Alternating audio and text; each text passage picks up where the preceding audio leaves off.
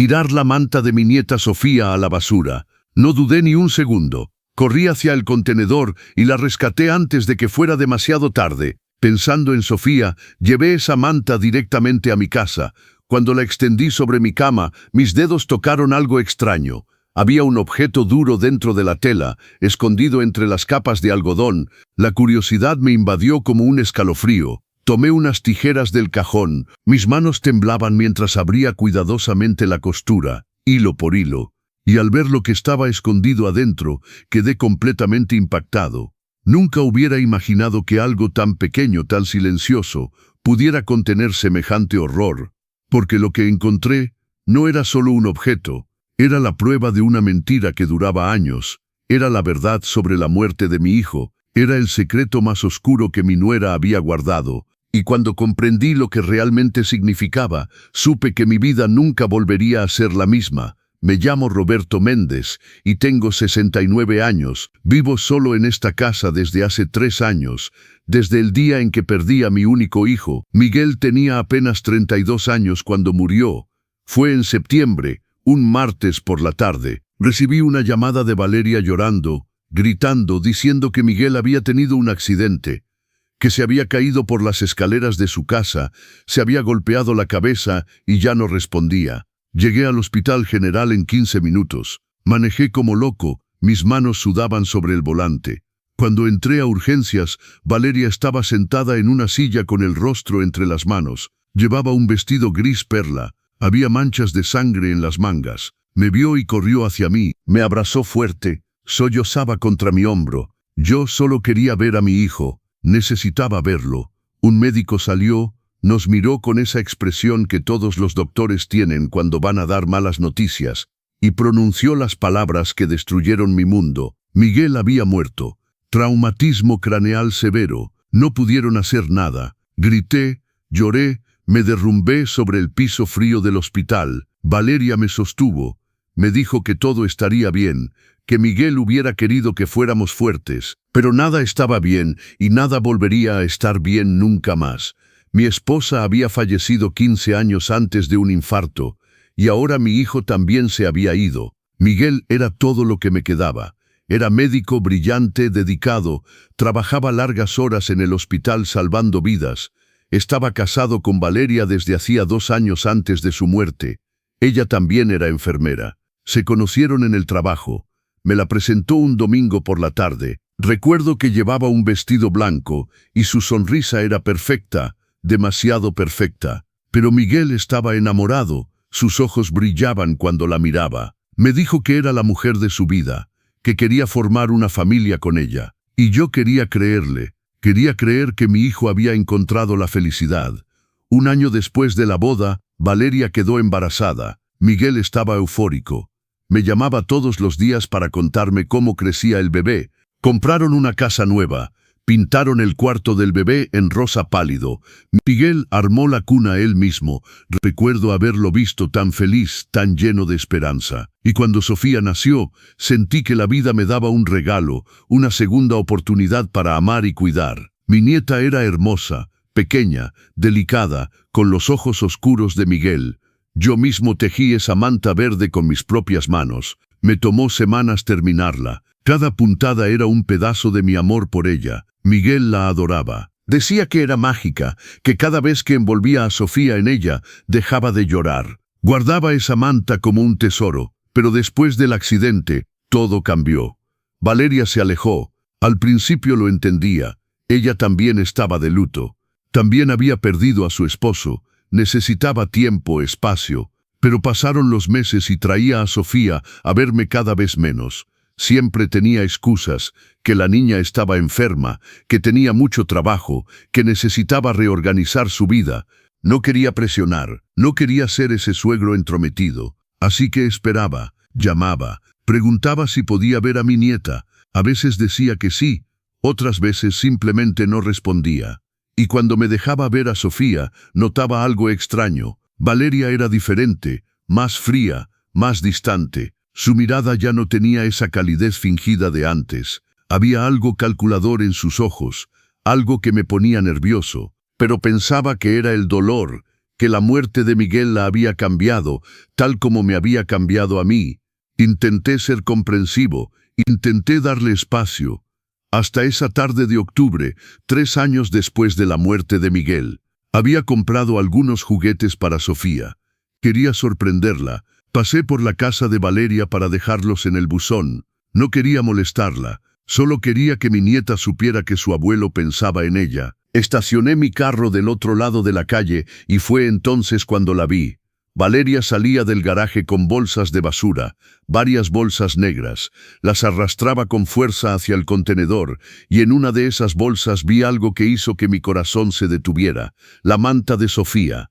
Esa manta verde que había tejido con tanto amor estaba arrugada, medio salida de la bolsa. Valeria la empujó dentro del contenedor con una violencia extraña, como si odiara esa manta, como si quisiera destruirla. Quedé paralizado. ¿Por qué tiraba algo tan especial? ¿Por qué se deshacía de un recuerdo de Miguel? No lo entendía. Valeria cerró la tapa del contenedor y regresó a la casa. Esperé unos minutos. Mi respiración era rápida. Sentía una mezcla de enojo y tristeza. Cuando estuve seguro de que no saldría, bajé del carro. Caminé hasta el contenedor. Lo abrí. Busqué entre las bolsas hasta que la encontré.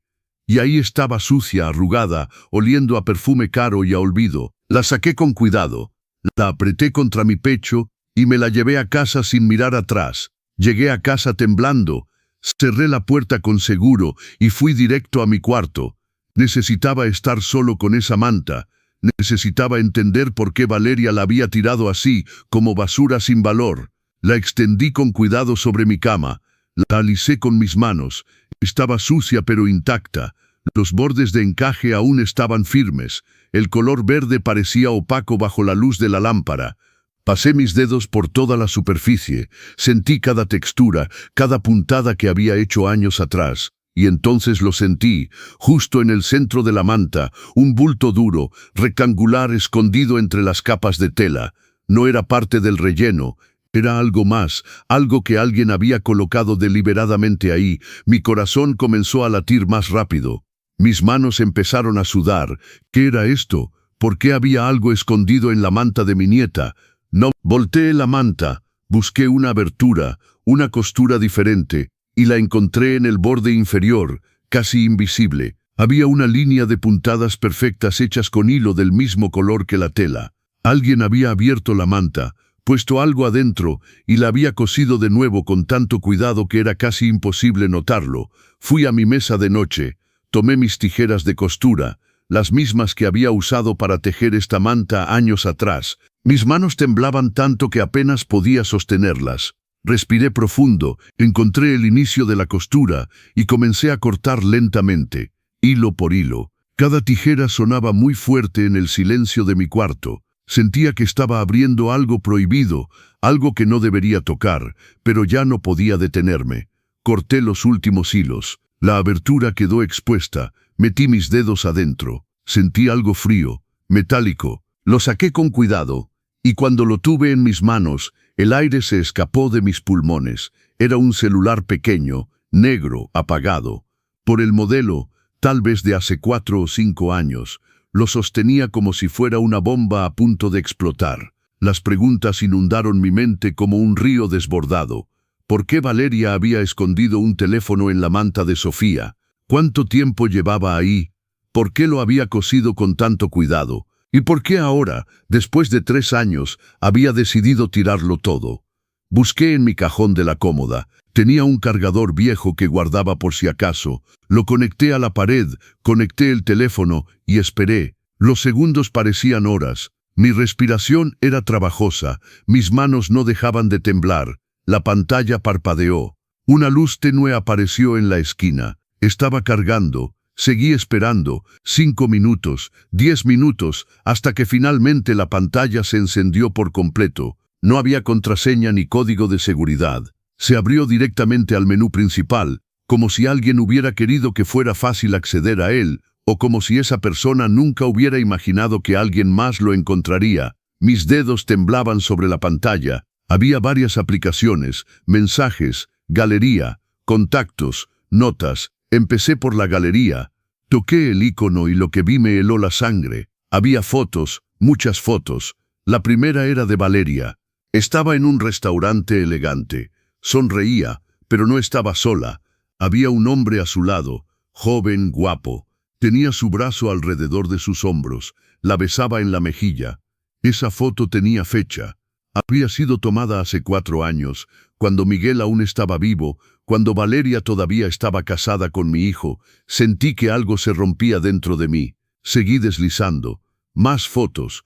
Valeria con el mismo hombre en la playa, en un hotel, en un carro, besándose, abrazándose. Todas las fotos eran de hace 4 años. Valeria tenía una aventura. Había sido infiel a Miguel, y él nunca lo supo, nunca lo sospechó. Las lágrimas comenzaron a rodar por mi rostro. Mi hijo había amado a esta mujer, había confiado en ella, y ella lo había traicionado. Pero eso no era todo. Seguí revisando. Había videos, varios archivos de video guardados en una carpeta separada. Toqué el primero. La pantalla se puso negra, luego apareció la imagen. Era una grabación casera. La cámara estaba fija, como apoyada sobre un mueble. Se veía una habitación, la sala de la casa de Valeria y Miguel. Reconocía el sofá gris, la mesa de centro, el cuadro en la pared, y entonces aparecieron ellos, Valeria y ese mismo hombre. Entraron riendo. Ella llevaba un vestido morado. Él la sostenía por la cintura, la besaba. Se tiraron al sofá. La escena era clara, demasiado clara. Detuve el video. No podía seguir mirando. Me sentía enfermo, pero necesitaba saber más. Necesitaba entender qué estaba pasando. Abrí la aplicación de mensajes. Había conversaciones largas entre Valeria y un contacto registrado simplemente como H. Empecé a leer. Los mensajes eran de hace 4 años. Al principio eran románticos. Valeria decía cuánto lo amaba, cuánto lo extrañaba, cuánto no soportaba estar lejos de él, cuánto odiaba tener que fingir con Miguel. Ese nombre, mi hijo. Hablaba de él como si fuera una molestia, como si fuera un obstáculo en su camino. Los mensajes continuaban, volviéndose más oscuros, más desesperados. Valeria le escribía a ese hombre que quería estar con él, que quería una vida juntos, pero que Miguel no aceptaría el divorcio, que era demasiado tradicional, que nunca la dejaría ir. Y entonces apareció un mensaje que me rompió el alma. Tiene que haber otra manera. No puedo seguir así. Necesito que desaparezca. Mis manos soltaron el teléfono. Cayó sobre la cama. Mi respiración se detuvo. Releí ese mensaje una y otra vez. Necesito que desaparezca. No podía ser cierto. No podía estar leyendo lo que pensaba que estaba leyendo. Tomé el teléfono de nuevo. Seguí bajando en la conversación. El hombre, H, respondía. No digas locuras. Solo espera. Encontraremos una manera.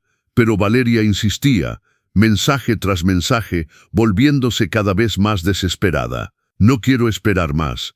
Quiero estar contigo ahora. Miguel es el problema. Si él no estuviera, seríamos libres. Y luego, unos días después, otro mensaje aún más aterrador.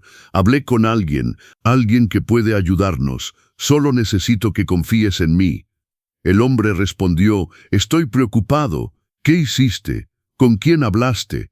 Pero Valeria no dio detalles, solo dijo que pronto todo estaría resuelto, que pronto sería libre, que pronto podrían estar juntos sin esconderse. Los mensajes terminaban abruptamente una semana antes de la muerte de Miguel, como si ambos hubieran dejado de usar ese teléfono, como si hubieran querido borrar todo rastro. Me levanté de la cama, caminé por el cuarto tratando de procesar lo que acababa de descubrir. Valeria había planeado algo. Había hablado de hacer desaparecer a Miguel, y una semana después, mi hijo estaba muerto. ¿Fue realmente un accidente o fue algo más? Las palabras del médico resonaban en mi mente.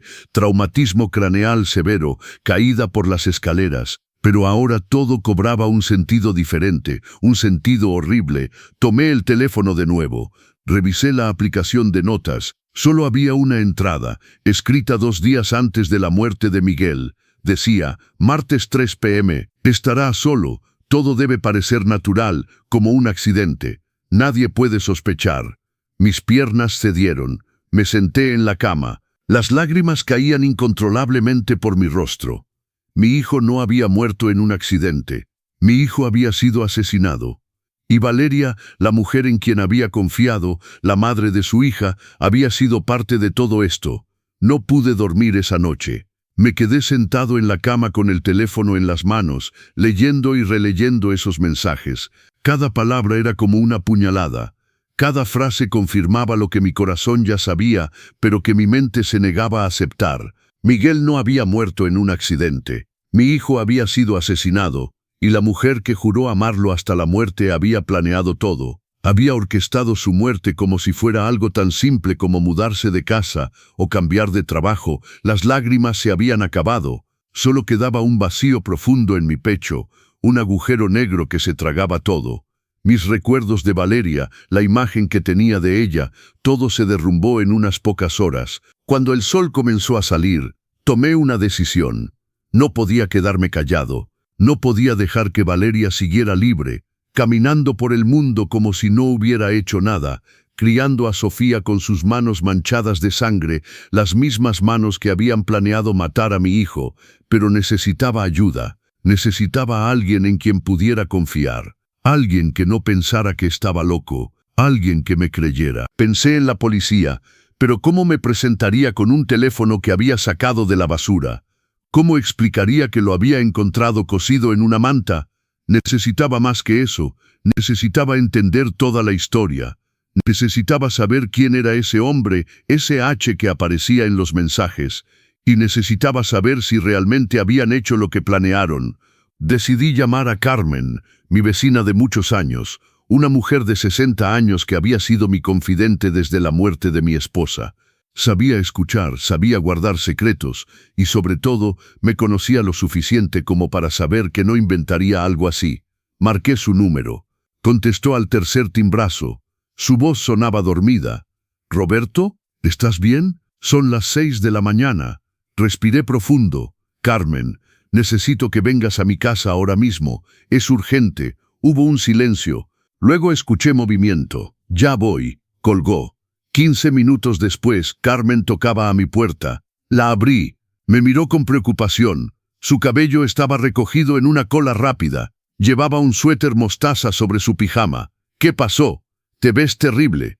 Le hice espacio para entrar. Cerré la puerta. La llevé a mi cuarto. Le mostré la manta extendida en la cama, el teléfono aún conectado al cargador, y empecé a contarle todo. Cómo había visto a Valeria tirar la manta, cómo la había recuperado, cómo había encontrado el teléfono escondido adentro y lo que había descubierto en él. Carmen escuchó en silencio. Su rostro pasó de la sorpresa al horror. Cuando terminé de hablar, tomó el teléfono, revisó las fotos, los videos, los mensajes, la nota, todo. Sus manos también temblaban. Cuando levantó su mirada hacia mí, había lágrimas en sus ojos. «Dios mío, Roberto, esto es evidencia de asesinato». Asentí. «Lo sé, pero no puedo simplemente ir a la policía. Necesito más pruebas, necesito saber quién es ese hombre. Necesito entender todo antes de dar el siguiente paso». Carmen se sentó en la cama, pensó un momento. «¿Y si revisamos las redes sociales de Valeria? Tal vez ese hombre aparece en sus contactos». Era buena idea. Tomé mi laptop, abrí Facebook, busqué el perfil de Valeria. No me había bloqueado. Podía ver todo, las fotos, las publicaciones, los amigos. Empecé a revisar su lista de contactos. Había cientos de nombres, demasiados para revisar uno por uno. Carmen se inclinó sobre mi hombro. «Busca hombres cuyos nombres empiecen con H». Ese era el contacto en el teléfono, ¿no? Asentí. Filtré la búsqueda. Aparecieron varios nombres. Hugo, Héctor, Horacio, Homero. Empecé a abrir cada perfil. Buscaba el rostro del hombre de las fotos, el que estaba con Valeria en esas imágenes comprometedoras. Revisé a Hugo. No era él. Héctor tampoco. Horacio era mucho mayor. Homero no coincidía. Y entonces abrí el perfil de Hugo Rentería, y ahí estaba, el mismo rostro, los mismos ojos oscuros, la misma sonrisa. Era el hombre de las fotos, el hombre con quien Valeria había planeado deshacerse de mi hijo. «Es él», susurré. Carmen miró la pantalla. «¿Estás seguro?» Volví al teléfono.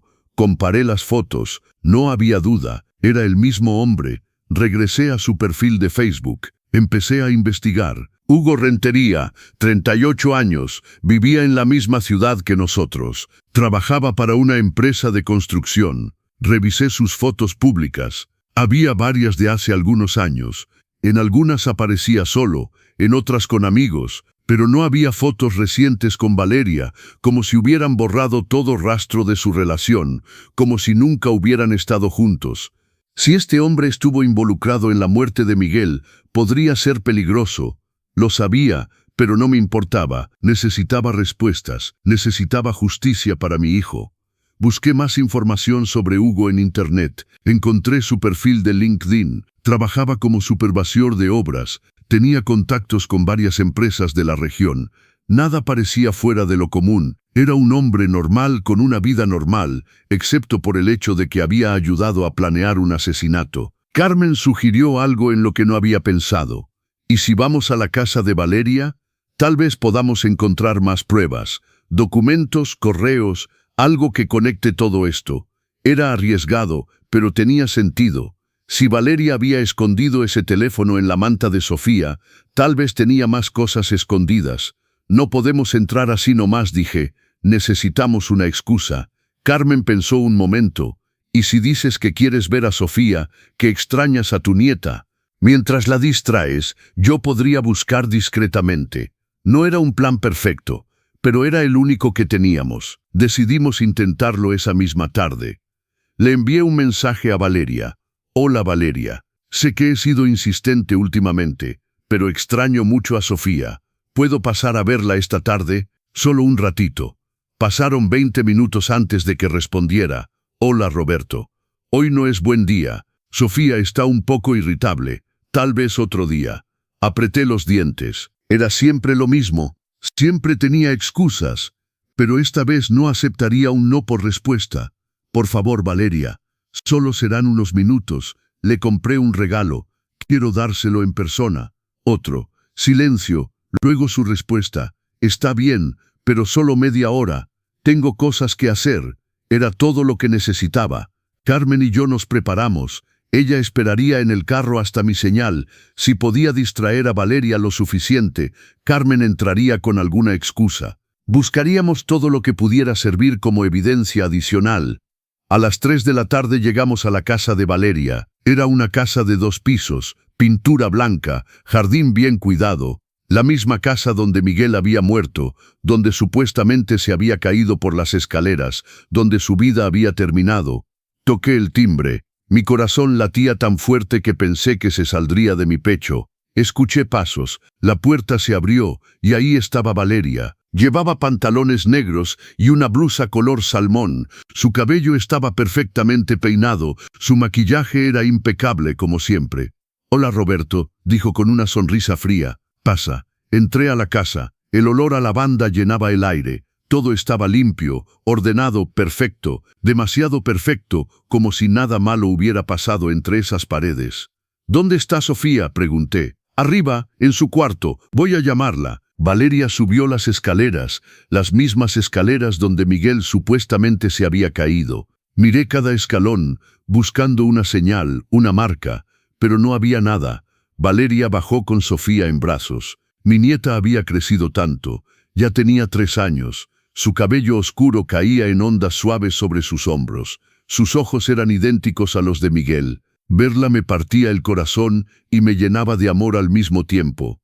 Hola abuelo, dijo Sofía con voz dulce. Extendió sus bracitos hacia mí. La tomé, la abracé fuerte. Olía a shampoo de bebé y a inocencia.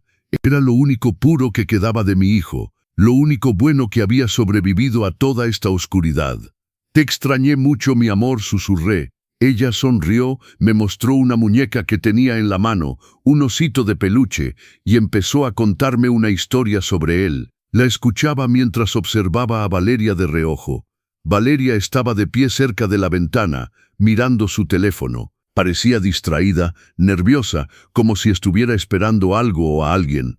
Aproveché el momento. Saqué mi celular, envié un mensaje rápido a Carmen. Entra ahora. Unos minutos después sonó el timbre. Valeria levantó la cabeza sorprendida. ¿Esperas a alguien?, pregunté con la voz más despreocupada posible. Negó con la cabeza, frunció el ceño, fue a la puerta y la abrió. Carmen estaba ahí con una sonrisa amable. Hola, disculpa la interrupción, soy Carmen, la vecina de Roberto. Vine con él, pero olvidé una bolsa en el carro. ¿Puedo usar el baño? Es urgente. Valeria dudó, miró a Carmen, luego me miró a mí. Yo actué como si fuera lo más normal del mundo. Claro, dijo finalmente Valeria, al fondo del pasillo, primera puerta a la izquierda. Carmen entró. Me lanzó una mirada rápida. Entendí el mensaje. Buscaría lo que pudiera mientras yo mantenía a Valeria distraída. Necesitaba tiempo. Empecé a hablar. Le pregunté a Valeria sobre su trabajo, sobre cómo manejaba las cosas, si necesitaba ayuda con Sofía. Valeria respondía con frases cortas, cortantes, seguía mirando su teléfono, estaba agitada, seguía hablando. Le dije que había encontrado fotos viejas de Miguel, que me gustaría mostrárselas a Sofía cuando fuera más grande, para que conociera a su padre. Al mencionar a Miguel, Valeria se tensó. Sí, claro, cuando sea más grande. Su voz se había vuelto más suave, más dura. Miró hacia el pasillo. Tu amiga está tardando mucho. Tal vez no se siente bien, improvisé. Sabes, a nuestra edad, todo toma más tiempo. Valeria no parecía convencida. Se levantó. Voy a ver si está bien. Mi corazón se aceleró. Tenía que detenerla. Espera, Valeria. Hay algo que quería preguntarte. Se detuvo, me miró. ¿Qué? Respiré profundo. Tenía que ser creíble. La manta de Sofía, la que yo tejí, no la he visto últimamente. ¿Todavía la usan? Su rostro cambió. Por un segundo vi pánico en sus ojos. Luego se recompuso. ¿La manta? Sí, claro, está en la lavadora. Se ensució. Estaba mintiendo. Sabía que estaba mintiendo, pero no podía decirle eso. Todavía no. Ah, qué bueno. Me alegra que todavía la tengan. Miguel amaba tanto esa manta. Mencioné a mi hijo a propósito otra vez. Quería ver su reacción. Valeria apretó los labios. Sí, a Miguel le gustaban muchas cosas. Había algo en su tono, algo amargo, algo rencoroso. Antes de que pudiera responder, Carmen apareció en el pasillo. Disculpa la tardanza. Ya me siento mejor. Valeria la miró con sospecha. Bien, Carmen caminó hacia mí, tocó suavemente mi hombro. Era la señal. Había encontrado algo. Teníamos que irnos. Bueno, Valeria, ya no te molestamos más. Gracias por dejarnos ver a Sofía.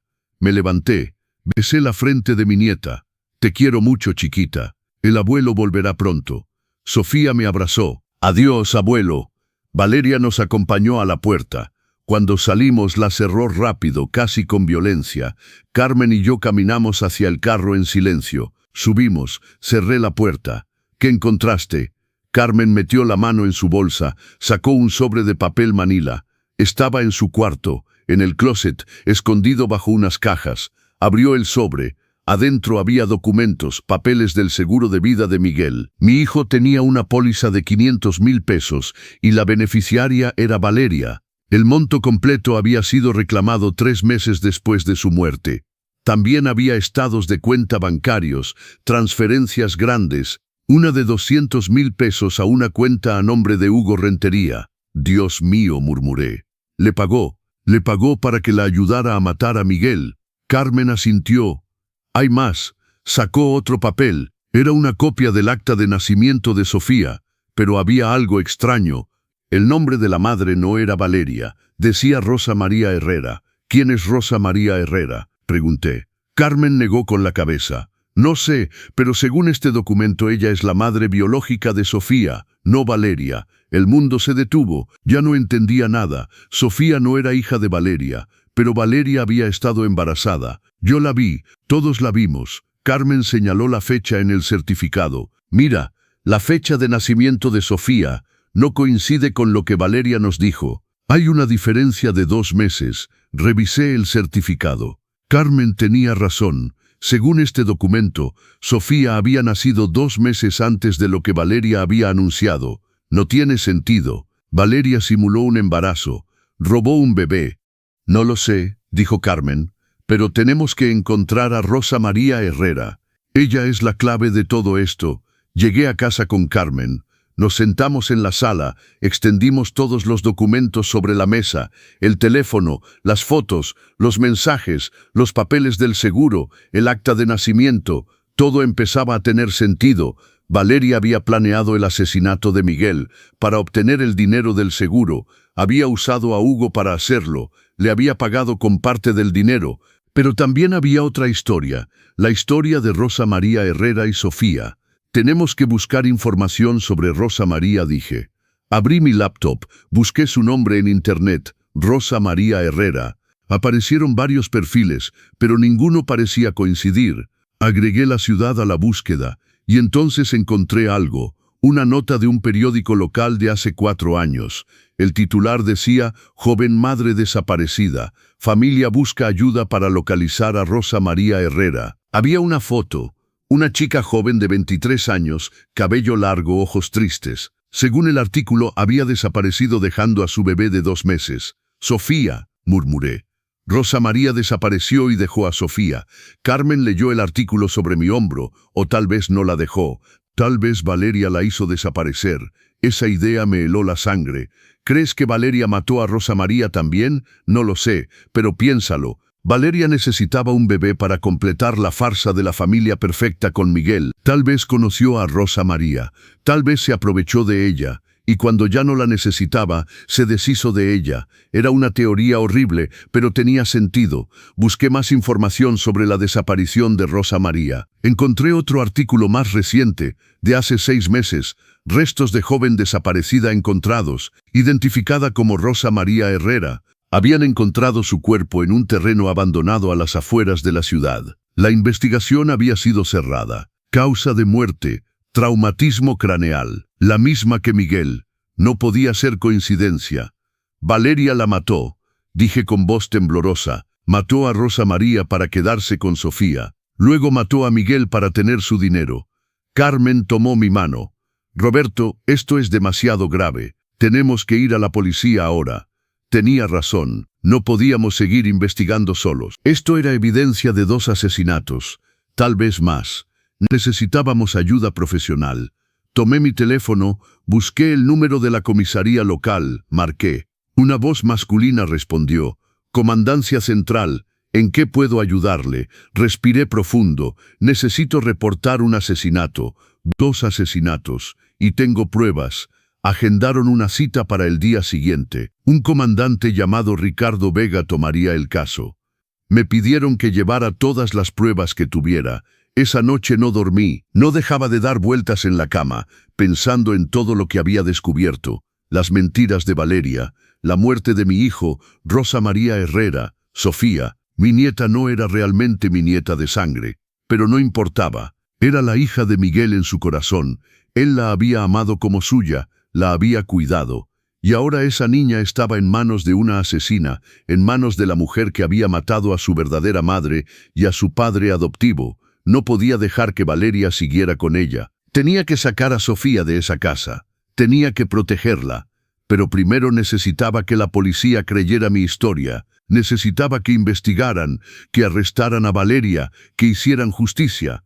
A las 9 de la mañana, Carmen y yo llegamos a la comandancia. Era un edificio gris, frío, que olía a café viejo y a papel. Una recepcionista nos recibió. Dijimos que teníamos cita con el comandante Vega. Nos hizo esperar en una sala pequeña. 15 minutos después apareció un hombre de unos 50 años, alto, cabello corto, con las sienes canosas, ojos penetrantes.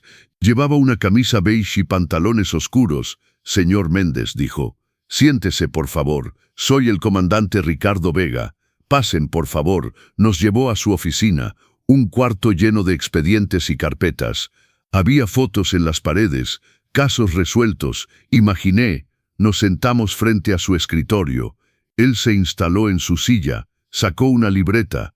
Cuéntenme todo, desde el principio. Respiré profundo y empecé a hablar. Le conté sobre la muerte de Miguel, sobre cómo Valeria había dicho que fue un accidente, sobre la manta que vi en la basura, sobre el teléfono escondido adentro, sobre las fotos, los mensajes, los videos, la nota sobre el plan. Le mostré todo, el teléfono, los documentos del seguro, las transferencias bancarias a Hugo Rentería. El acta de nacimiento de Sofía con el nombre de Rosa María Herrera, los artículos sobre la desaparición y el hallazgo del cuerpo de Rosa María. El comandante Vega escuchó en silencio, tomó notas, revisó cada documento con cuidado, miró las fotos en el teléfono, leyó los mensajes. Su expresión era seria, concentrada. Cuando terminé de hablar, se recargó en su silla. «Esto es grave», dijo finalmente, «muy grave». Si lo que me dice es cierto, estamos hablando de 2 homicidios premeditados, tal vez 3 si contamos al padre biológico de la niña. Me congelé. El padre biológico. Si Sofía no es hija de Valeria, tuvo que tener un padre, alguien que estuvo con Rosa María Herrera. Negué con la cabeza. No encontré nada sobre eso. El comandante anotó algo. Voy a investigar, pero primero debo verificar estas pruebas. Voy a reabrir el expediente de su hijo. Voy a solicitar una exhumación para una segunda autopsia. Y voy a investigar a fondo la muerte de Rosa María Herrera. También voy a interrogar a Hugo Rentería. Sentí un inmenso alivio. Por fin alguien me creía. Alguien iba a hacer algo. Y Valeria. Van a arrestarla. El comandante negó con la cabeza. Todavía no. Necesito más pruebas antes de emitir una orden de arresto. No quiero que se escape o sospeche que estamos investigando. Tenía sentido, pero era frustrante. Mientras tanto, Sofía se queda con ella. El comandante me miró con compasión. Entiendo su preocupación, pero legalmente Valeria es la tutora de la niña. No puedo quitársela sin una orden del tribunal. Y para eso necesito pruebas sólidas. El teléfono no es suficiente. El comandante suspiró. Es una prueba importante, pero un buen abogado podría argumentar que fue plantado, que no sabemos con certeza de dónde viene. Necesito más. Testimonios, pruebas forenses, conexiones claras. Me sentía impotente. «¿Cuánto tiempo tomará esto?», preguntó Carmen. El comandante se encogió de hombros. «Depende. Si encuentro lo que busco, tal vez unas semanas. Si no, podría tomar meses». No tenía meses. No podía dejar a Sofía con Valeria tanto tiempo. «Hay una cosa más», dije. Valeria estaba nerviosa ayer. Miraba constantemente su teléfono, como si estuviera esperando algo o preparando algo. El comandante también anotó eso. «¿Tiene idea de qué podría ser?», negué. «No, pero me dio mal presentimiento». «Muy bien, voy a poner vigilancia discreta en su casa. Si intenta algo, lo sabremos». Eso me tranquilizó un poco. Al menos la estarían vigilando. Al menos sabrían si intentaba escapar o hacerle daño a Sofía. Nos despedimos del comandante. Nos dio su número personal. «Llámeme si nota algo extraño. Cualquier cosa, no importa la hora». Asentí. Carmen y yo salimos de la comandancia. El sol estaba alto. Hacía calor, pero me sentía frío por dentro.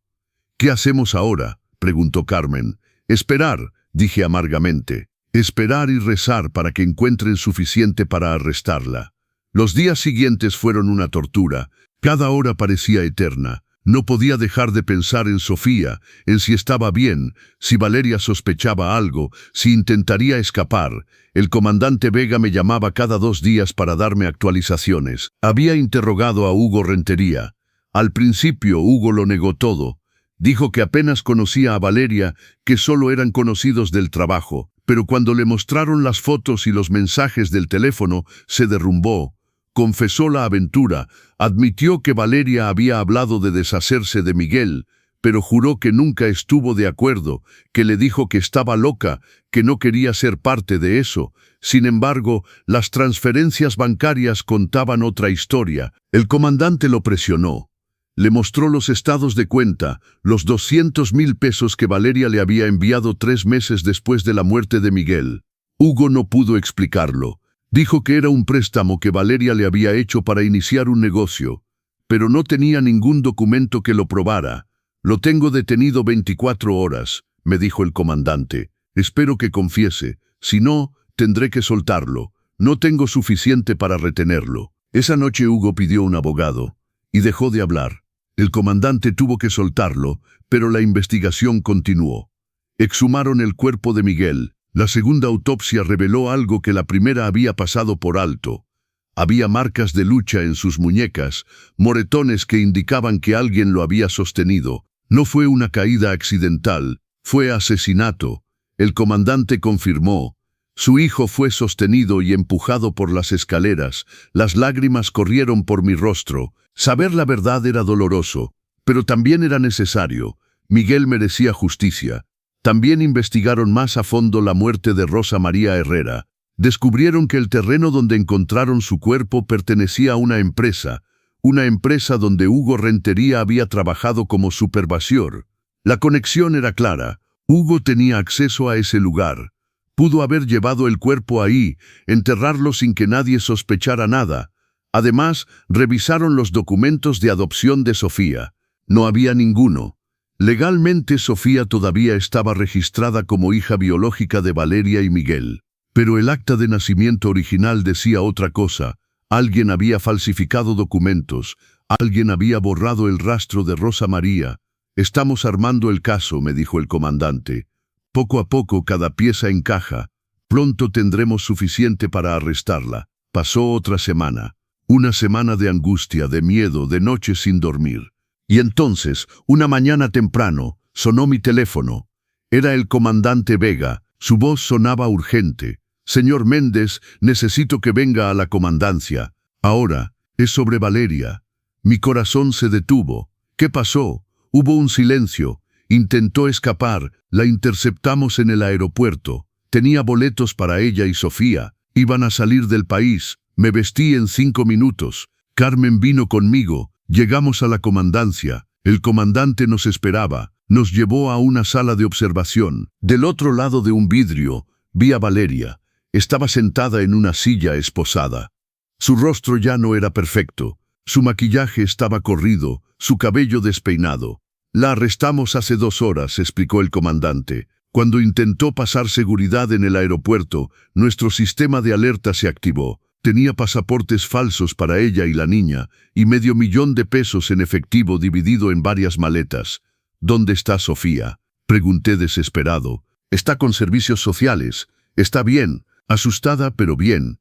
Van a necesitar que se identifique como su abuelo para que pueda tener la custodia temporal mientras arreglamos todo esto».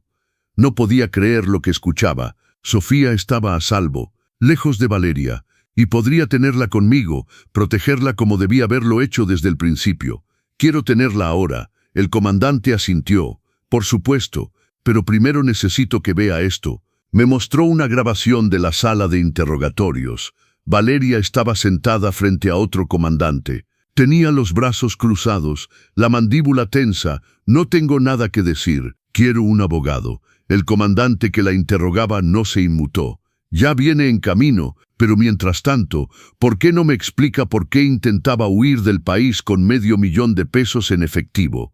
Valeria no respondió, solo miraba fijamente la mesa. El comandante continuó.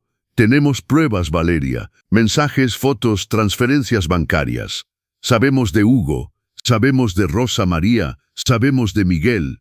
Todo al mencionar a Miguel, Valeria levantó los ojos. Había algo en su mirada, algo oscuro. «Ustedes no saben nada», dijo fríamente. «No pueden probar nada».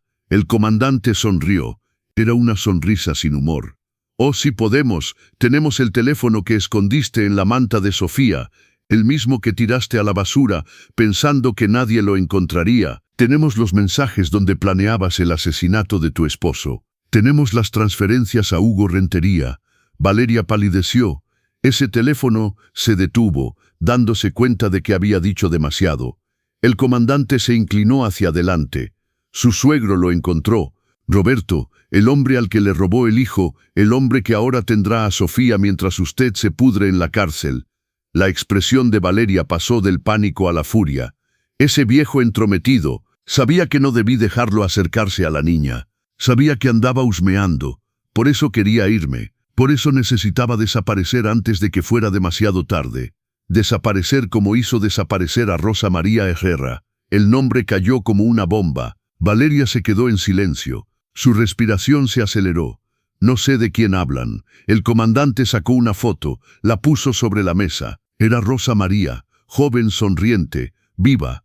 Rosa María Herrera, la verdadera madre de Sofía, la chica que desapareció hace 4 años. La que encontraron muerta en un terreno que pertenece a la empresa donde trabajaba su cómplice Hugo.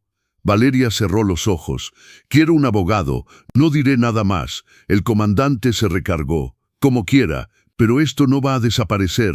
Tenemos suficiente para condenarla por doble homicidio, fraude, falsificación de documentos. Va a pasar el resto de su vida en prisión. La grabación terminó. El comandante Vega me miró. Todavía no ha confesado, pero lo hará. Las pruebas son contundentes. ¿Qué va a pasar con Hugo?, pregunté. Lo arrestamos también. Está en otra sala. Y está hablando. Está echando toda la culpa a Valeria. Dice que ella lo manipuló, que solo seguía órdenes, que tenía miedo de ella. No me sorprendía. Los cobardes siempre intentan salvarse. Dígame qué más dijo. El comandante abrió su libreta. Según Hugo, Valeria lo contactó hace 4 años. Tenían una aventura. Le dijo que estaba cansada de su matrimonio, que Miguel era aburrido, controlador, que quería una vida diferente. Propuso el plan: esperar a que Miguel estuviera solo en casa, empujarlo por las escaleras, hacer que pareciera un accidente. A cambio, compartirían el dinero del seguro de vida. Mi estómago se hizo un nudo. Escuchar cómo habían planeado la muerte de mi hijo era insoportable. Hugo dice que al principio se negó, pero Valeria lo convenció. Le mostró los papeles del seguro, 500,000 pesos, le prometió 200,000 pesos y una vida juntos después de que todo terminara. Carmen, que había estado callada, habló. Y sobre Rosa María, ¿qué dijo Hugo de ella? El comandante pasó una página. Ahí es donde la historia se vuelve más oscura. Según Hugo, Valeria conoció a Rosa María en el hospital donde trabajaba. Rosa María era paciente. Había llegado con complicaciones del embarazo. Estaba sola, sin familia, sin recursos. Valeria vio una oportunidad. Se hizo amiga de Rosa María, le ofreció ayuda, le dijo que podía quedarse en su casa después de que naciera el bebé. Rosa María aceptó. No tenía a nadie más. Mis manos temblaban. Valeria lo planeó todo desde el principio. Quería quedarse con el bebé. El comandante asintió. Exactamente. Según Hugo, Valeria le mintió a Miguel. Le dijo que estaba embarazada. Usó ropa holgada. Simuló síntomas. Miguel nunca sospechó. Cuando Rosa María dio a luz, Valeria tomó al bebé. Le dijo a Miguel que había nacido en casa, que todo fue muy rápido. ¿Y Rosa María, qué le pasó? Mi voz temblaba. El comandante respiró profundo. Hugo dice que Valeria le dio algo, una droga, para que Rosa María no pudiera resistirse. La llevó al terreno donde encontraron su cuerpo más tarde, y la mató. Mismo método que con Miguel, traumatismo craneal. Las lágrimas rodaron por mi rostro. Valeria no era solo una asesina, era un monstruo. Había matado a una chica indefensa, le había robado su bebé, luego había matado a mi hijo por su dinero. ¿Y el padre de Sofía? El verdadero padre, según los registros que encontramos, Rosa María nunca registró al padre. O no lo conocía o no quería involucrarlo. Estamos investigando, pero por ahora no hemos encontrado rastro de él. Limpié mis lágrimas. Quiero ver a Sofía, por favor. El comandante me llevó a otra ala del edificio. Había una sala de espera con juguetes. Una trabajadora social estaba ahí. Y en una esquina, jugando con bloques de colores, estaba mi nieta. Sofía, murmuré. Levantó los ojos, me vio y corrió hacia mí. Abuelo, la tomé en mis brazos, la apreté contra mi pecho. Tenía miedo, estaba confundida, pero estaba a salvo. Estoy aquí, mi amor. Todo va a estar bien. La trabajadora social se acercó. Señor Méndez, soy Lupita. Trabajo con servicios sociales.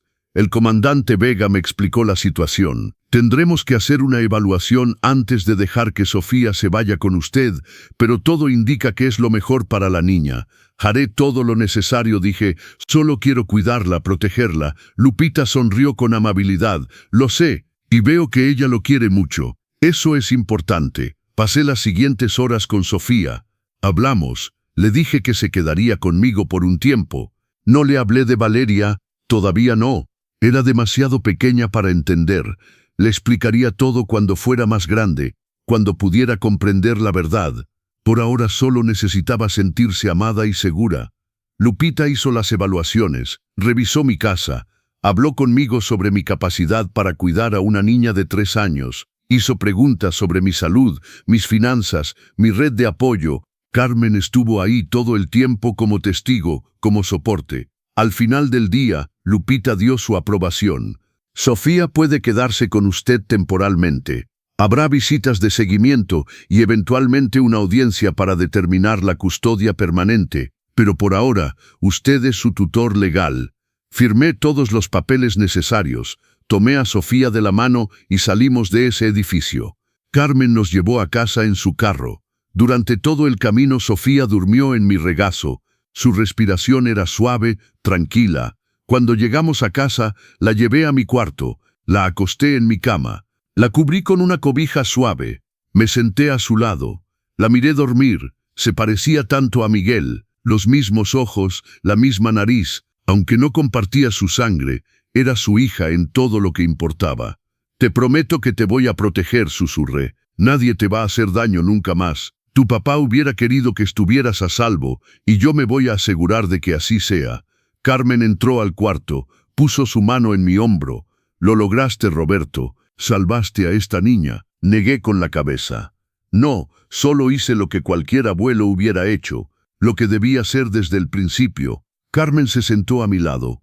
No te culpes, no podías saber de qué era capaz Valeria.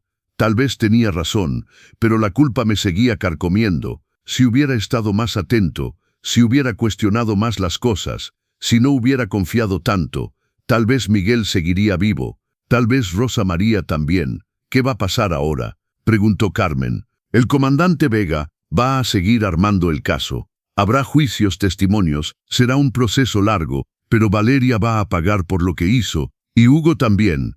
Carmen asintió. Bien, ¿se lo merecen? Los meses siguientes fueron un torbellino. El caso de Valeria y Hugo se convirtió en una sensación mediática. Los periódicos hablaban de la enfermera asesina, la mujer que había asesinado a su esposo y a la madre biológica del bebé por dinero. Las cámaras acampaban frente a la comandancia cada vez que había una audiencia.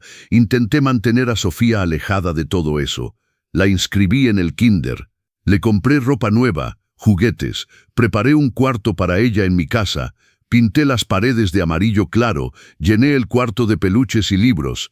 Quería que se sintiera en casa, que olvidara el horror que había vivido. Pero las noches eran difíciles. Sofía tenía pesadillas, se despertaba llorando, llamando a su mamá. Y yo no sabía qué decir. No podía decirle que su mamá estaba en la cárcel, que su mamá había matado a su papá, que su mamá no era realmente su mamá, solo la abrazaba. Le cantaba canciones, le decía que estaba a salvo, que la cuidaría para siempre. Poco a poco las pesadillas se volvieron menos frecuentes. Sofía empezó a sonreír más, a jugar, a ser una niña normal. Eso me daba esperanza. El comandante Vega me mantenía informado del caso. Hugo había aceptado un acuerdo con el fiscal. Testificaría contra Valeria a cambio de una sentencia reducida, 25 años en lugar de cadena perpetua. Yo estaba furioso por esa clemencia, pero entendía que su testimonio era crucial. Valeria, por su parte, se negaba a declararse culpable. Su abogado sostenía que todas las pruebas eran circunstanciales, que no había prueba directa de que ella hubiera cometido los asesinatos, que Hugo mentía para salvarse, pero la fiscalía tenía un caso sólido. El teléfono con los mensajes, las fotos, los videos, las transferencias bancarias, el testimonio de Hugo, las pruebas forenses de la segunda autopsia de Miguel. Todo apuntaba a Valeria. El juicio estaba programado para 3 meses después. Una tarde, mientras Sofía tomaba su siesta, recibí una llamada inesperada. Era el comandante Vega. «Señor Méndez, necesito que venga a la comandancia. Hay algo que debe ver». Su voz sonaba seria, más seria que de costumbre. «¿Qué pasó?», pregunté con el corazón latiendo fuerte. «Prefiero explicarle en persona. ¿Puede venir esta tarde?». Acepté. Le pedí a Carmen que cuidara a Sofía y fui a la comandancia. El comandante me esperaba en su oficina. Tenía un expediente sobre su escritorio. «Siéntese, por favor». Me senté. Abrió el expediente, sacó unas fotos. Eran imágenes de escenas del crimen. Una era del terreno donde encontraron a Rosa María. Otra era de las escaleras donde murió Miguel. «¿Recuerda que le dije que estábamos investigando al padre biológico de Sofía?». Asentí. «Sí, dijeron que no había rastro». El comandante asintió. «Correcto. Rosa María nunca puso el nombre del padre en el acta de nacimiento, pero seguimos investigando. Hablamos con antiguos compañeros de trabajo de Rosa María, amigos, vecinos, y encontramos algo interesante. Varios testigos mencionaron que Rosa María salía con alguien, un hombre que trabajaba en el hospital, el mismo hospital donde trabajaban Miguel y Valeria. Mi estómago se contrajo. ¿Quién era? El comandante sacó otra foto. Era una foto de identificación del hospital, un hombre de unos 30 años, cabello oscuro, ojos claros. Y entonces lo vi. El parecido era inquietante. Este hombre, dijo el comandante, se llamaba Andrés Morales, era técnico de laboratorio, y según varios testimonios, él y Rosa María tenían una relación. ¿Dónde está ahora?, pregunté. El comandante bajó la mirada. Murió hace 3 años y medio, 6 meses después de la desaparición de Rosa María. Sentí un escalofrío. ¿Cómo murió? El comandante me miró directo. Accidente automovilístico. Perdió el control de su carro en una carretera. Cayó a un barranco. Murió al instante. Otro accidente, murmuré. El comandante asintió. Exactamente. Y adivina quién reportó el accidente. ¿Quién llegó primero a la escena? No necesitaba que me lo dijera. Ya lo sabía. Valeria. El comandante puso otra foto sobre la mesa. Valeria estaba de guardia esa noche. Dijo que venía de regreso a casa cuando vio el carro de Andrés salirse de la carretera. Llamó a emergencias, pero cuando llegaron, Andrés ya estaba muerto. ¿Cree que ella lo mató también? El comandante respiró profundo. No tenemos pruebas. El caso fue cerrado como accidente. Pero ahora, con todo lo que sabemos, estamos reabriendo la investigación. Hay demasiadas coincidencias. Primero Rosa María desaparece, luego Andrés muere, luego Miguel muere. Todos conectados de alguna manera, todos muertos en circunstancias que Valeria pudo manipular. Mis manos temblaban. ¿Cuántas personas mató? ¿Cuántas vidas destruyó? El comandante cerró el expediente. Todavía no lo sé, pero voy a averiguarlo.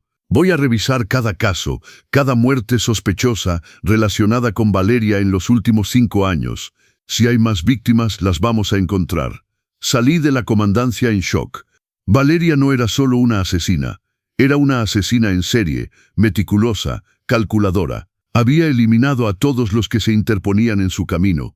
Rosa María porque tenía el bebé que Valeria quería. Andrés porque era el padre del bebé y podía reclamarlo. Miguel porque tenía el dinero que necesitaba. Llegué a casa. Carmen me esperaba en la sala. ¿Qué pasó? Estás pálido. Le conté todo. Sobre Andrés, sobre la posibilidad de más víctimas. Carmen se llevó las manos a la boca. Dios mío, Roberto, esto es peor de lo que pensábamos. Esa noche no pude dormir. Me quedé despierto pensando en todas las víctimas de Valeria. En Rosa María, en Andrés, en Miguel. ¿Cuántas más habría? ¿Cuánto dolor había causado? Al día siguiente por la mañana, el comandante Vega apareció en mi casa sin avisar. Traía más noticias. Encontramos otra cosa. Revisamos los expedientes médicos del hospital donde trabajaba Valeria. Hubo 3 muertes sospechosas de pacientes bajo su cuidado en los últimos 4 años. Todos eran personas mayores. Todos murieron de paro cardíaco. En su momento no se sospechó nada. Se atribuyó a complicaciones relacionadas con la edad. Pero ahora estamos exhumando los cuerpos, buscando rastros de medicamentos que pudieran haber provocado los paros. Me sentía enfermo. Está diciendo que Valeria mató a sus propios pacientes. El comandante asintió. Es una posibilidad. Si las pruebas confirman que fueron envenenados, entonces estaríamos hablando de al menos 6 víctimas, tal vez más. ¿Por qué haría eso? ¿Qué ganaba matando a esas personas mayores? El comandante sacó otro expediente. Dinero. Siempre fue por dinero. 2 de esos pacientes modificaron su testamento poco antes de morir. Dejaron donaciones importantes al hospital. Valeria había sido muy amable con ellos, muy atenta. Se ganó su confianza. Luego, misteriosamente, el dinero de esas donaciones desapareció. Nunca llegó al hospital. Fue desviado a cuentas bancarias fantasma. Estamos rastreando esas cuentas y todas tienen vínculos con Valeria o Hugo. No podía creer lo que escuchaba. Valeria había construido un imperio criminal. Había matado, robado, mentido, y todo con una sonrisa perfecta y vestidos elegantes. Nadie había sospechado. Nadie hasta que encontré ese teléfono. ¿Hay algo más?, dije. Hugo está cooperando más de lo esperado. Dice que Valeria tiene documentos escondidos, pruebas que guardaba como seguro. En caso de que Hugo la traicionara algún día, ella quería tener algo para amenazarlo. ¿Qué tipo de documentos? El comandante se inclinó hacia adelante. Estados de cuenta, contratos, hasta videos. Hugo dice que Valeria lo grabó ayudándola en el asesinato de Miguel, que tiene esas grabaciones escondidas en algún lugar. ¿Dónde? El comandante negó con la cabeza. Hugo dice que no sabe, que Valeria nunca le dijo, pero cree que podría estar en su casa, en un escondite que solo ella conoce. Mi mente trabajaba rápido. Necesitamos esos documentos. Si existen, pueden sellar el caso contra ella. El comandante asintió. Ya tenemos una orden de cateo. Vamos a revisar su casa de arriba a abajo, cada rincón, cada pared, hasta que encontremos lo que buscamos. Esa tarde, un equipo de policías entró a la casa de Valeria. Yo los acompañé. Quería estar ahí. Quería verlos desmantelar su vida perfecta pieza por pieza. Revisaron todo, cajones, armarios, levantaron alfombras, golpearon paredes buscando compartimentos ocultos. Y después de 4 horas, uno de los oficiales gritó desde el sótano: «Encontré algo». Corrimos abajo. El oficial había movido una vieja estantería. Detrás había una caja fuerte empotrada en la pared. «Pequeña, discreta, tenemos que abrirla», dijo el comandante. Trajeron un especialista. Abrió la caja fuerte en 20 minutos, y adentro había un tesoro de evidencia. Había discos duros externos, memorias USB, carpetas con documentos, fotos impresas. Todo estaba meticulosamente organizado, cada archivo etiquetado, cada documento en su lugar. Era el archivo personal de Valeria, el registro de sus crímenes, como si quisiera recordar todo, como si estuviera orgullosa de lo que había hecho. Entre los archivos había videos de Valeria y Hugo planeando el asesinato de Miguel. Videos de Valeria confesando todo a la cámara, como si estuviera documentando sus crímenes para la posteridad. En uno de los videos, Valeria hablaba directamente a la cámara. Su voz era fría, sin emoción. Si alguien está viendo esto, significa que cometí un error, que me atraparon. Pero quiero que sepan que no me arrepiento de nada. Hice lo que tenía que hacer, eliminé obstáculos, tomé lo que merecía. Miguel era débil, Rosa María era un medio para un fin. Andrés era un riesgo. Los ancianos eran oportunidades. No siento remordimiento. Simplemente hice lo que nadie más tuvo el valor de hacer. El video terminó. El comandante apagó la pantalla. Con esto su caso está cerrado. Va a pasar el resto de su vida en prisión. El juicio comenzó 2 meses después. La sala estaba llena, periodistas, curiosos, familias de las víctimas que Valeria había dejado atrás. Yo estaba en primera fila. Quería mirarla a los ojos. Quería que supiera que no había ganado, que la verdad había sido revelada. Valeria entró esposada. Llevaba un traje gris oscuro, el cabello recogido sin maquillaje. Se veía diferente, más pequeña, más real. Ya no era la mujer perfecta que todos conocían. Era solo una criminal enfrentando las consecuencias de sus actos. Nuestras miradas se cruzaron. Por un segundo vi algo en sus ojos. No era remordimiento, era enojo. Enojo por haber sido atrapada, porque su plan perfecto se había derrumbado. Desvió la mirada, se sentó junto a su abogado. El juicio comenzó. La fiscal era una mujer de 40 años, firme, directa. Presentó el caso con precisión, mostró las fotos, los mensajes del teléfono, los videos de la caja fuerte, los testimonios médico-legales. Cada pieza de evidencia era como un clavo en el ataúd de Valeria. Hugo testificó. Entró a la sala esposado. Se veía acabado, derrotado. Empezó a hablar con voz temblorosa. Contó cómo Valeria lo había seducido, cómo ella había propuesto el plan, cómo ambos esperaron a que Miguel estuviera solo. Yo sostuve sus brazos, confesó Hugo. Valeria lo empujó. Escuché el sonido de su caída por las escaleras. Escuché el golpe sordo de su cabeza contra el piso, y no hice nada. Solo me quedé parado mientras ella llamaba a emergencias, fingiendo pánico. Las lágrimas corrían por mi rostro. Escuchar los detalles de la muerte de mi hijo era devastador, pero necesitaba escucharlos. Necesitaba saber exactamente qué le habían hecho. Hugo siguió hablando. Habló de Rosa María, de cómo Valeria le había pedido ayuda para deshacerse de ella. Valeria le dio algo, una droga. Rosa María quedó inconsciente. Yo la llevé al terreno. Valeria golpeó su cabeza con una piedra. Luego la enterramos. Todo tomó menos de una hora. La sala estaba completamente en silencio. Solo se escuchaba el sonido de la respiración colectiva. La gente estaba horrorizada. Hugo también habló de Andrés. Valeria lo siguió esa noche. Esperó a que llegara a la carretera solitaria. Chocó su carro con el de ella. Lo empujó fuera de la pista. Luego reportó el accidente como si acabara de ocurrir. Nadie sospechó. El abogado de Valeria intentó desacreditar a Hugo. Señor, está mintiendo para reducir su sentencia. Está culpando a mi clienta de todo para salvarse usted. Pero Hugo no se retractó. No estoy mintiendo. Tengo que vivir con esto el resto de mi vida. Lo mínimo que puedo hacer es decir la verdad. Luego vinieron los expertos forenses, explicaron los resultados de las autopsias, las marcas en las muñecas de Miguel, el tipo de traumatismo que sufrió Rosa María, los medicamentos encontrados en los cuerpos de los ancianos del hospital. Todo confirmaba la versión de Hugo. Luego testificaron antiguos compañeros de trabajo, pacientes sobrevivientes, vecinos que habían visto cosas extrañas. Cada testimonio agregaba otra capa a la historia, otra prueba de la maldad de Valeria. El juicio duró 3 semanas. Finalmente llegó el momento de los alegatos finales.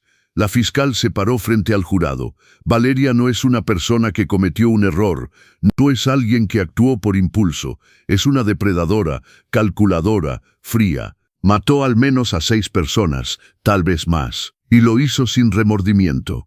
Destruyó familias, arruinó vidas, le robó un bebé a su verdadera madre, asesinó a su propio esposo. Y todo por dinero, por ambición, porque creía que merecía más de lo que tenía. No merece compasión, merece justicia. Merece pasar el resto de su vida pagando por lo que hizo.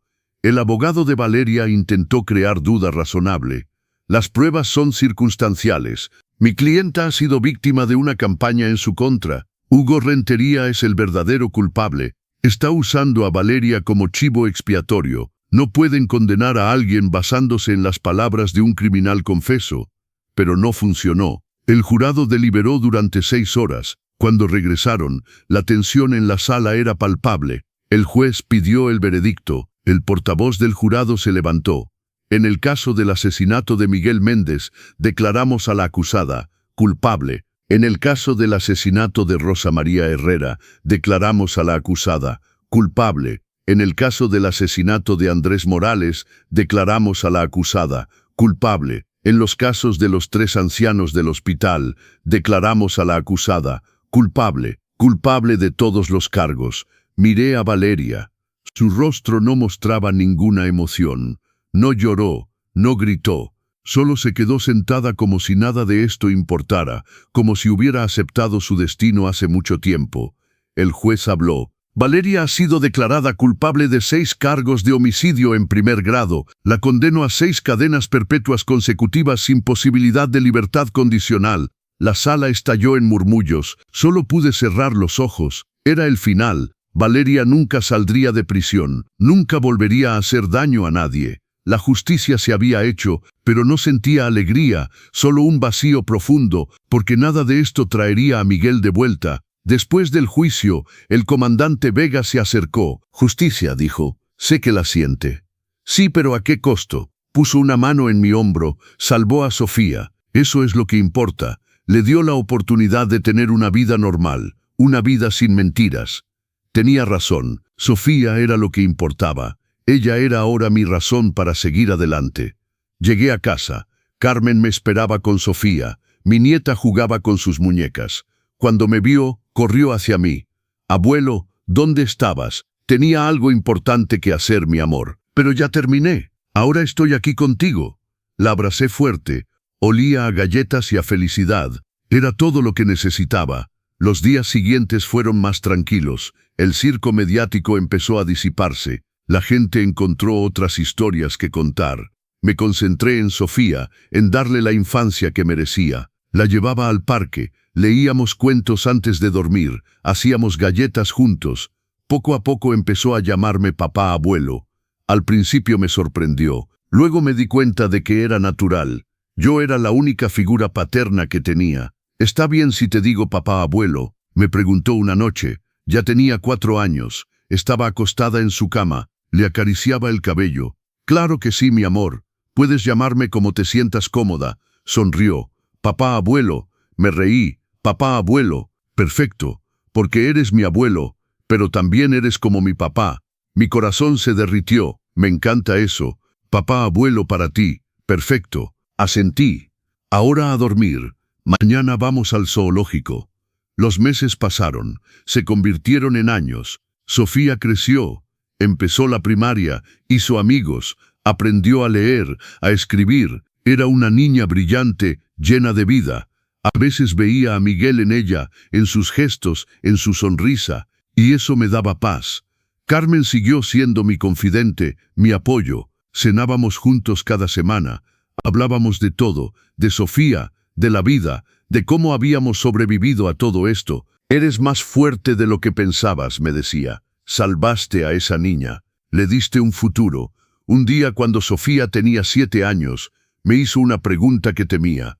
«Papá abuelo, ¿dónde está mi verdadera mamá, la que me llevó en su panza?» Respiré profundo. Sabía que este momento llegaría. Había preparado lo que diría. «Tu mamá se llamaba Rosa María. Era una mujer muy valiente. Te amaba mucho.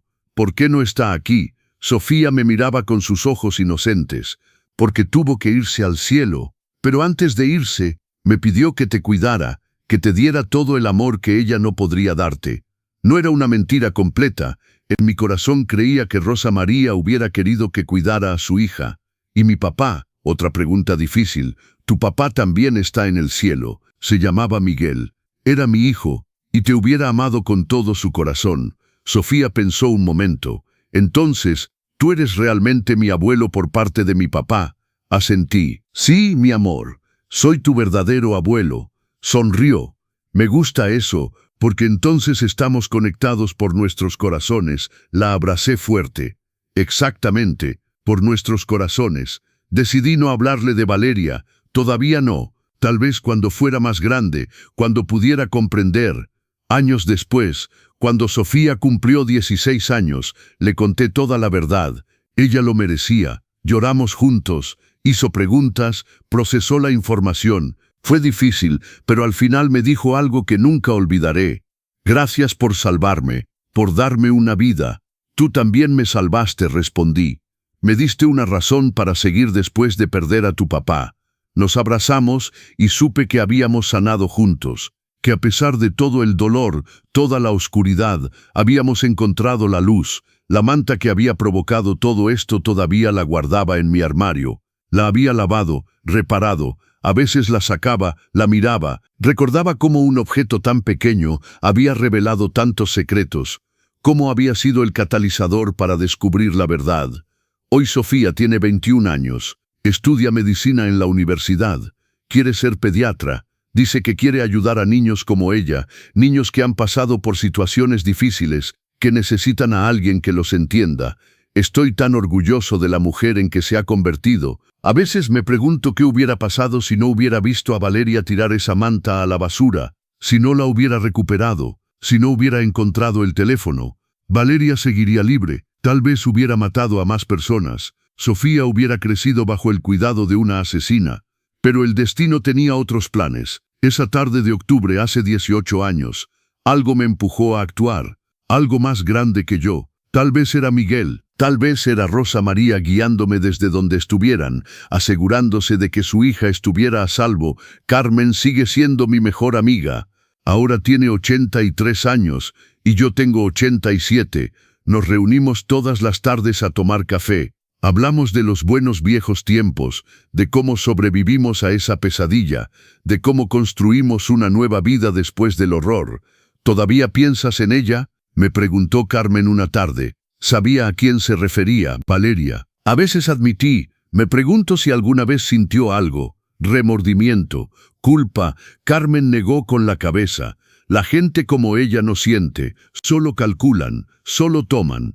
Tenía razón. Valeria nunca mostró remordimiento, ni siquiera en prisión. Según lo que me dijo el comandante Vega hace años, ella seguía insistiendo en que no había hecho nada malo, que solo había tomado lo que le correspondía, que el mundo le debía más de lo que le había dado. Hugo, por otro lado, mostró remordimiento. Escribió cartas pidiendo perdón a las familias de las víctimas, y a mí nunca respondí. No podía perdonar a alguien que ayudó a matar a mi hijo, pero al menos tuvo la decencia de admitir su culpa, de intentar expiar sus pecados. Murió en prisión hace 5 años de un infarto. Solo tenía 53 años. Cuando me enteré, no sentí nada, ni alivio ni tristeza, solo indiferencia. Era un capítulo cerrado de una historia que prefería olvidar. Valeria sigue viva, cumpliendo sus 6 cadenas perpetuas, en una prisión de máxima seguridad. Sofía me preguntó una vez si quería visitarla, ver a la mujer que había matado a su padre, que le había robado y arruinado su infancia. Me negué rotundamente. No necesito verla, no necesito su explicación. Lo único que necesito es saber que está donde debe estar, pagando por lo que hizo. Sofía respetó mi decisión. Ella tampoco tenía interés en conocer a Valeria. Para ella esa mujer era un fantasma del pasado. Alguien que existía solo en historias, como una advertencia de lo que la maldad humana puede hacer. Su verdadera familia era yo, Carmen, los amigos que había hecho, las personas que realmente la amaban. Hace unos meses, Sofía me trajo algo, un regalo envuelto en papel lila. «Ábrelo», dijo con una sonrisa. Desenvolví el paquete con cuidado. Adentro había una manta nueva, tejida a mano, color verde, exactamente como la que yo había hecho hace tantos años. «La hice yo misma», dijo Sofía. «Aprendí a tejer. Quería recrear la manta que nos unió, la que salvó mi vida». Las lágrimas rodaron por mi rostro. La abracé fuerte. «Es perfecta. Es lo más hermoso que alguien me ha regalado». Esa noche extendí la manta nueva sobre mi cama. Al lado saqué la vieja manta del armario, la que había guardado todos estos años. Las comparé. Eran casi idénticas. Pero esta nueva no tenía secretos escondidos, no tenía dolor cosido en sus fibras, solo amor, amor puro de una nieta hacia su abuelo. «Sabes, papá abuelo», me dijo Sofía mientras cenábamos, «he estado pensando en Rosa María, en mi madre biológica. Me hubiera gustado conocerla». Tomé su mano.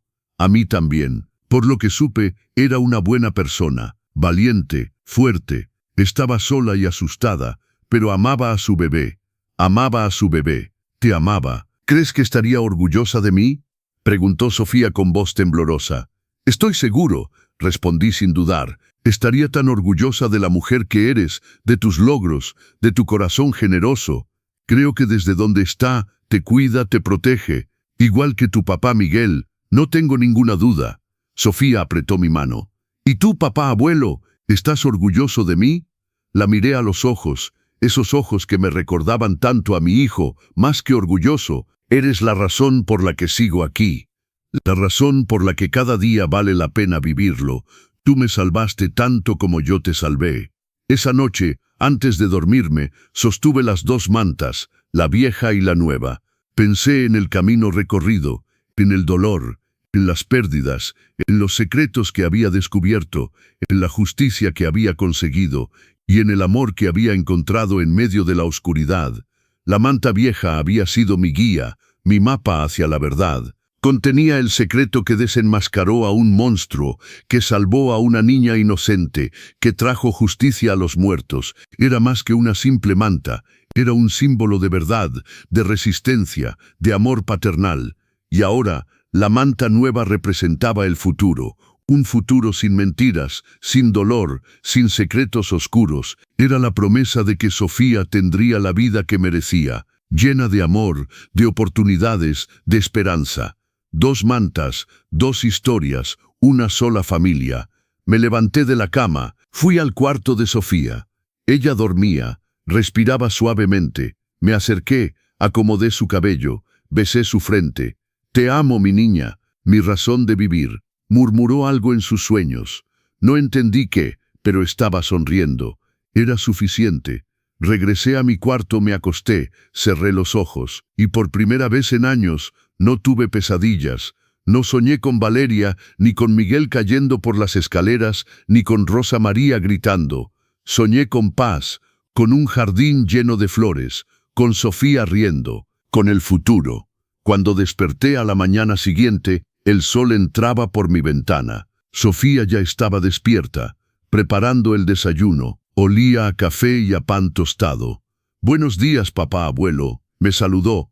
«Buenos días, mi amor». Me senté a la mesa. Observé cómo se movía por la cocina, tan llena de vida, tan fuerte, tan diferente de la niña asustada que había salvado años atrás. Había crecido, se había convertido en alguien increíble, y yo había tenido el privilegio de verlo, de ser parte de su historia, de ayudarla a escribir un final diferente al que Valeria había planeado. «¿En qué piensas?», me preguntó Sofía mientras me servía café. Sonreí. «En lo afortunado que soy de haberte encontrado, de haber encontrado esa manta ese día». Sofía se sentó frente a mí. «Yo también pienso en eso, en cómo un objeto tan simple cambió todo, salvó mi vida. No fue la manta», dije, «fuiste tú, tu existencia, el amor que tu papá sentía por ti. Eso fue lo que me dio la fuerza para buscar la verdad, para no rendirme». Desayunamos juntos, hablamos de sus planes, de la universidad, de sus sueños. Y sentí que Miguel estaba ahí con nosotros, orgulloso, feliz. Esa tarde decidí hacer algo que había pospuesto durante años. Fui al cementerio, a las tumbas de Miguel y de Rosa María. Estaban en secciones diferentes, pero visité ambas. Llevé flores, lirios para Miguel, rosas blancas para Rosa María. Me arrodillé frente a la tumba de mi hijo. «Hola, mijo. Sofía está bien. Está creciendo hermosa, fuerte, inteligente. Sé que estarías orgulloso de ella. Yo estoy haciendo lo mejor que puedo. Estoy tratando de ser para ella lo que tú hubieras sido. Me haces falta todos los días, pero sigo adelante. Por ella, por ti». Luego fui a la tumba de Rosa María. Era más simple, menos flores, menos visitantes. «Hola, Rosa María. No nos conocimos, pero estoy cuidando a tu hija. La amo como si fuera mía. Ella heredó tu fuerza, tu valentía. Quiero que sepas que está a salvo, que es feliz, que nunca le faltará amor». El viento soplaba suavemente, movía las hojas de los árboles cercanos. Sentí una extraña paz, como si ambos me estuvieran agradeciendo, como si supieran que había cumplido mi promesa, que había protegido a Sofía, que le había dado la vida que merecía.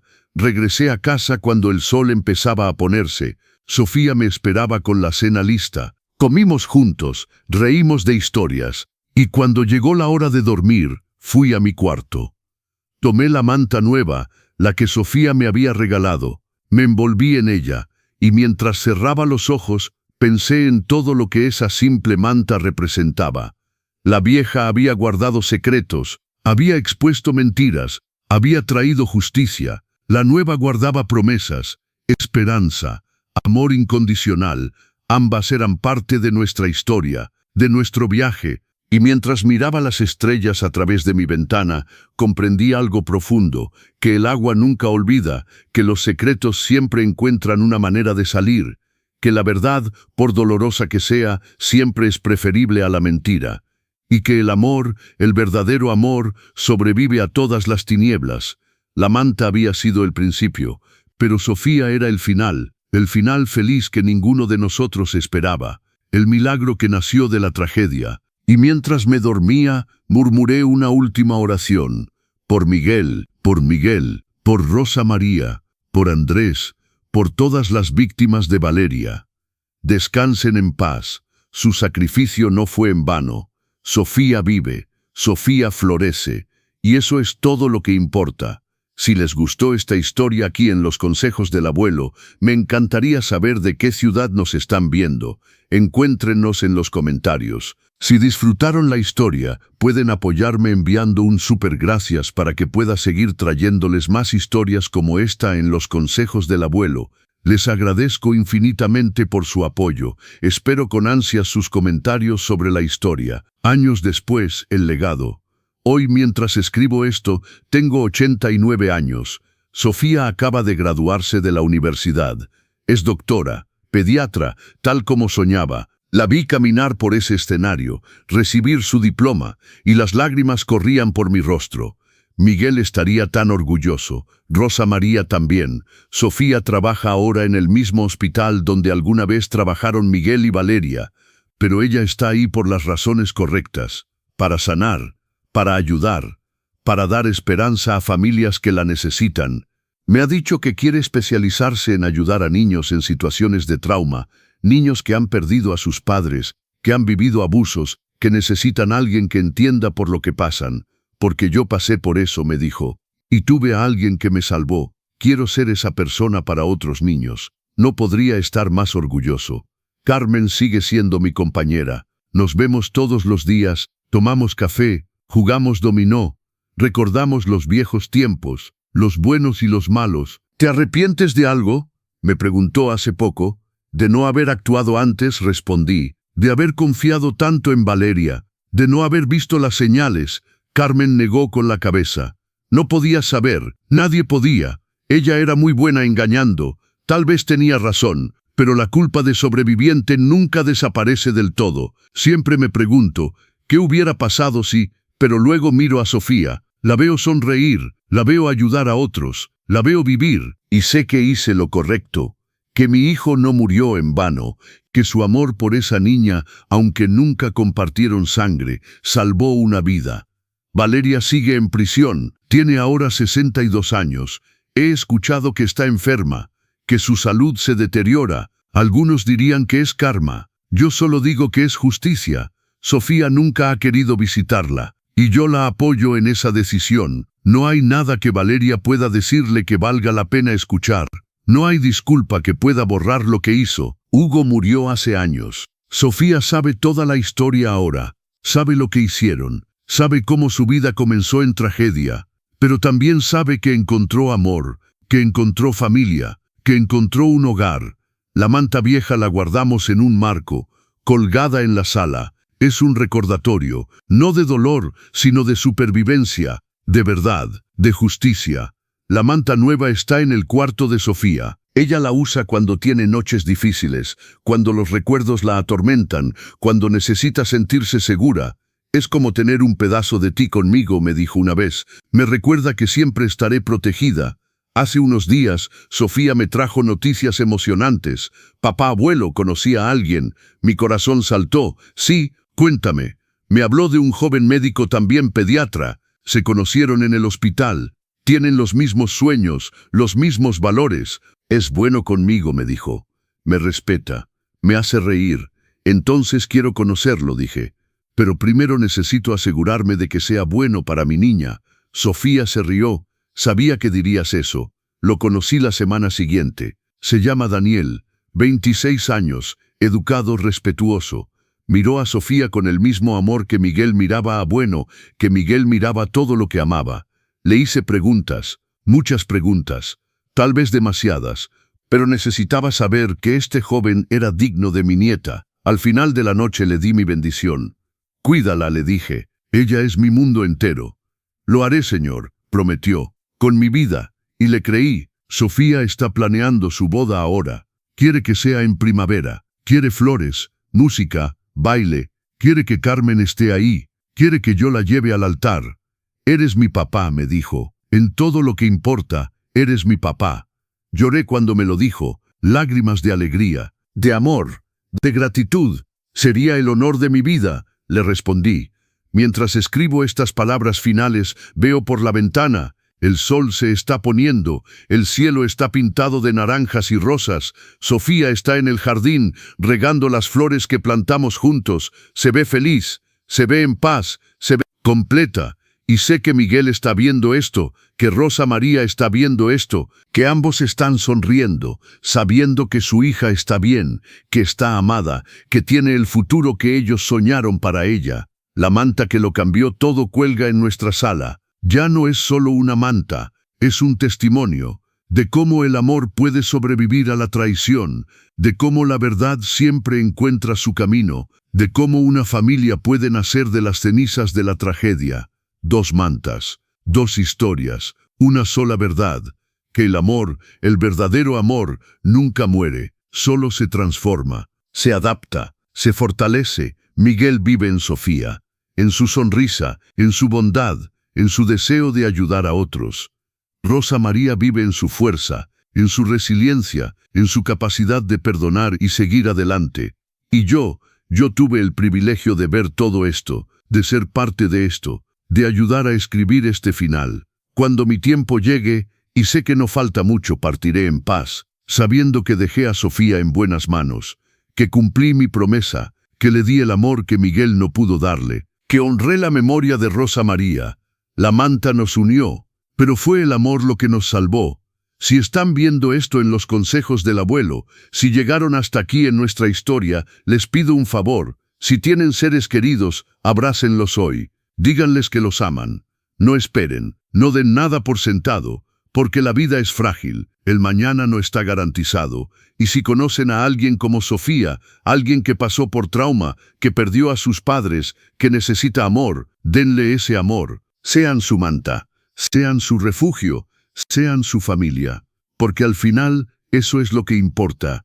No el dinero, no el poder, no las posesiones. El amor, la familia, la verdad. Les agradezco por acompañarnos en esta historia de vida aquí en los consejos del abuelo.